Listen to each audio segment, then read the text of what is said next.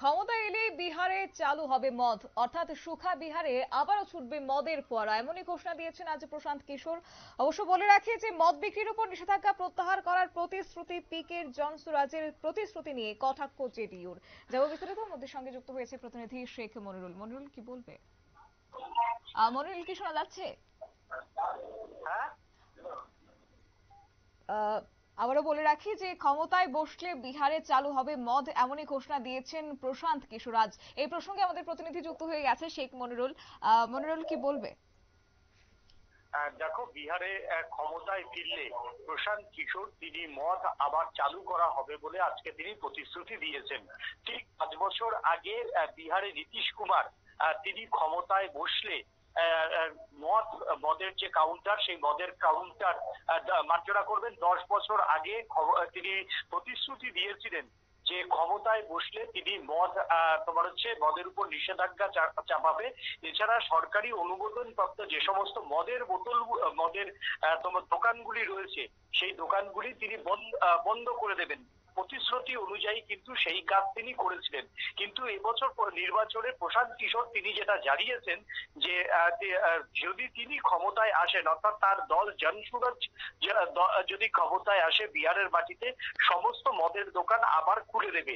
এর পক্ষে যেটা পিকে বা প্রশান্ত কিশোরের যুক্তি, সেটা হচ্ছে বিস্ফোরক কাণ্ডে প্রতি মাসেই বিহারের বিভিন্ন জেলাতে কিন্তু সাধারণ মানুষের মৃত্যু হচ্ছে।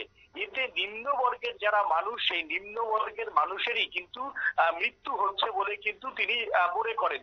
এবং সেই সঙ্গে দলিতরাও মৃত্যুবরণ করছেন, যে সমস্ত শ্রমিকরা। অন্যথায় পশ্চিমবঙ্গ থেকে যে আসানসোল সীমান্তকে ব্যবহার করে, কখনো ঝাড়খণ্ডের সীমান্তকে ব্যবহার করে বেআইনি যারা অসাধু ব্যবসায়ীরা রয়েছেন, তারা কিন্তু মদের যে চোরাচালান, সেই মদের চোরাচালান কিন্তু তারা করে যাচ্ছে। এবং এই ক্ষেত্রে যারা শাসক দল ঘনিষ্ঠ যারা দুষ্কৃতীরা রয়েছে, তাদের পকেটে পয়সা যাচ্ছে বলে কিন্তু মনে করেন প্রশান্ত কিশোর। তার জন্যই প্রশান্ত কিশোর মনে করছেন যে গভর্নমেন্টের যে আর্থিক দিক যাতে লস না হয়, অন্যদিকে বিস্ফোরক কাণ্ডে যে বিহারে লাফিয়ে লাফিয়ে মৃত্যুর সংখ্যা বাড়ছে, সেইগুলি কমাতেই একটা নির্দিষ্ট আইনের মধ্যে থেকে বিহারের সমস্ত মদের দোকানগুলিকে আবার পুনরায় চালু করবে বলে তিনি আজকে প্রতিশ্রুতি দিয়েছেন। এখন দেখার যে প্রশান্ত কিশোরের যে এই যে দাবি, প্রশান্ত কিশোরের এই দাবি কতটা